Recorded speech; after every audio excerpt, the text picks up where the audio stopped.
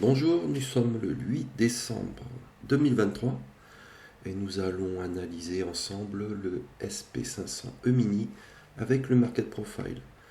Donc, comme tous les matins dans la routine, nous allons d'abord regarder les annonces économiques. Nous sommes plutôt intéressés par les annonces économiques de l'après-midi puisque nous tradons le SP500 et que le marché américain, donc avec le décalage horaire, est plutôt l'après-midi pour nous en Europe. Donc il y a eu quand même quelques annonces ce matin intéressantes. À 8 heures, il y a eu l'inflation allemande qui est sortie comme prévu. À 14h30. Alors aujourd'hui, c'est une journée particulière. Comme tous les premiers vendredis du mois, vous avez le NFP, le Non-Farm Payroll, qui est en fait la création d'emplois dans le secteur non agricole. C'est une donnée hyper importante et vous voyez que c'est tout le temps accompagné d'une forte volatilité attendue. Donc généralement, qu'est-ce qui se passe ces journées-là? C'est que le matin, le SP500, et même les autres marchés, hein, ils sont attentistes.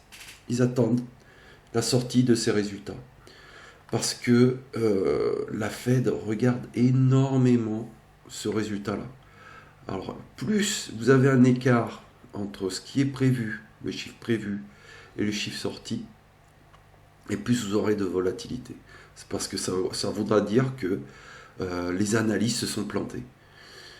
Et de là, on découle évidemment la stratégie de la Fed. C'est un des chiffres que la Fed regarde pour leur stratégie, de savoir s'ils vont augmenter les taux, s'ils vont les diminuer, les gros investisseurs, si ça vaut le coup d'investir dans les stocks ou plutôt dans les obligations. Bon, enfin, ça a plein de conséquences. Vous voyez que c'est couplé aussi au taux de chômage. Voilà. Donc 14h30, une grosse volatilité attendue. À 16h, nous allons avoir quelques sorties d'annonces économiques également. Et puis après, bon, c'est des clôtures, c'est des points de situation. Voilà, pour la journée. Donc n'oubliez pas le NFP à 14h30. Point de vue technique, donc nous revenons sur le market profile. La journée d'hier nous a laissé deux zones de rejet, une ici, entre 4596 et 4594, couplée avec le haut de la VVA. Le VPOC est en haut. Et donc, la journée d'hier nous a fait une journée directionnelle. Vous voyez qu'il a ouvert ici, il a clôturé, il a ouvert la session asiatique, il a ouvert et rangé durant la période européenne. Et là, il nous a fait une belle accumulation et il a tout retracé jusqu'à là-haut. On voit que les volumes sont hauts par rapport au temps passé. Ce que j'aime bien faire quand il y a des journées directionnelles pour nous redonner un peu l'idée jusqu'où il peut retracer. C'est la seule fois où vraiment j'utilise ce genre d'indicateur Fibonacci par exemple, qui peut être pertinent.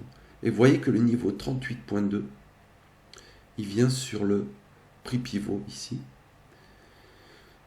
Le 61.8, il vient en plein dans la zone de réjection des prix. Voilà. Donc si j'aurais à retenir deux zones d'intervention ici, ce serait ces deux-là, les 38.2 et 61.8, pour éventuellement profiter d'un retracement et donc me placer à l'achat. Pourquoi à l'achat? Parce que là, nous avons clôturé en zone 2, hors de la zone d'acceptation des prix. Nous avons ouvert en zone 2. La session européenne, pareil, a ouvert en zone 2, est venue tester la VA. On va voir qu'est-ce qui va se passer là, dans la matinée. Si dans la matinée, il casse le haut de ce range-là, ces zones-là, cette grosse zone-là, si ça casse toute cette zone ici, là, vers le haut, bon, bah alors là, il y aura une indication clairement haussière. Moi, je pense que plutôt ce matin, il va être attentiste, donc ranger là-dedans, entre le 38.2 et le haut là du range d'hier. Je pense il va rester là-dedans en attente du résultat des NFP. Et lorsqu'il y aura les résultats des NFP, là, on verra en conséquence si il casse ça vers le haut, soit il réintègre réellement la VA pour aller faire des plus bas. Voilà pour les stratégies du jour. Je vous souhaite une bonne journée, de bons trades et un bon week-end.